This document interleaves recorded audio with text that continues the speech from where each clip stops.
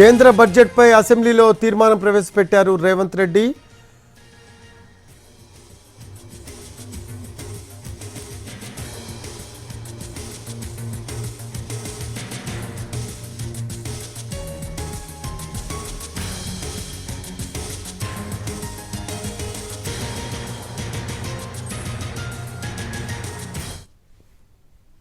అమృత్ ద్వారా మీకు 3500 ఇచ్చిండ్రు, 3500 కోట్లు ఇచ్చిండ్రు. నేను అడుగుతున్నా, లేకపోతే ఇంకేదో ఇచ్చినని. ఏం గుజరాత్లో మోడీ గారి ఎస్టేట్లు అమ్మి మనకేమన్నా ఇచ్చిండా అధ్యక్ష?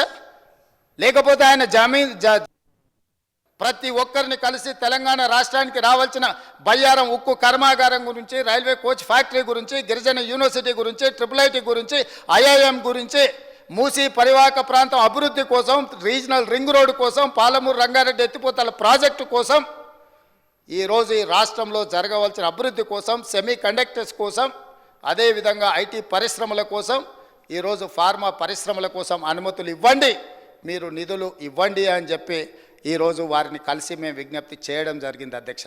ఇవన్నీ కూడా ప్రజాస్వామిక స్ఫూర్తితో పనిచేయాలన్న ఆలోచన, అంతే తప్ప ఎవరి దగ్గరనో వంగిపోవడమో ఎవరి దగ్గరనో లొంగిపోవడానికి ప్రయత్నం చేయలేదు అధ్యక్ష. ఇన్ని ప్రయత్నాలు చేసినా కేంద్ర ప్రభుత్వం మన పట్ల వివక్ష చూపించింది. ఇది వివక్షనే కాదు, కక్షాపూరితమైన చర్య అని చెప్పి నిర్ద్విధంగా సభ ఖండించాలి అని చెప్పి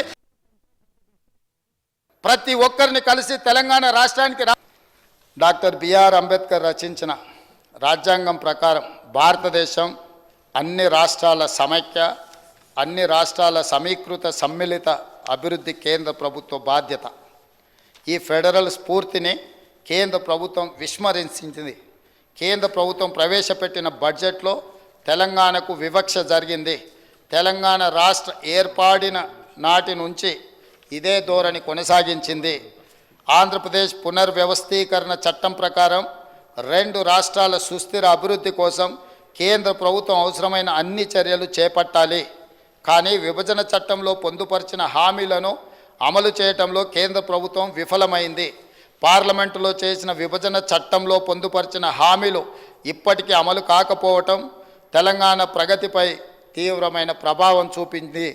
తెలంగాణ ప్రజాప్రభుత్వం ఏర్పడిన తర్వాత ముఖ్యమంత్రిగా నేను మరియు రాష్ట్ర మంత్రులు పలు దఫాలుగా ప్రధానమంత్రిని, ఇతర కేంద్ర మంత్రులను కలిసి వివిధ విజ్ఞప్తులు చేశాము.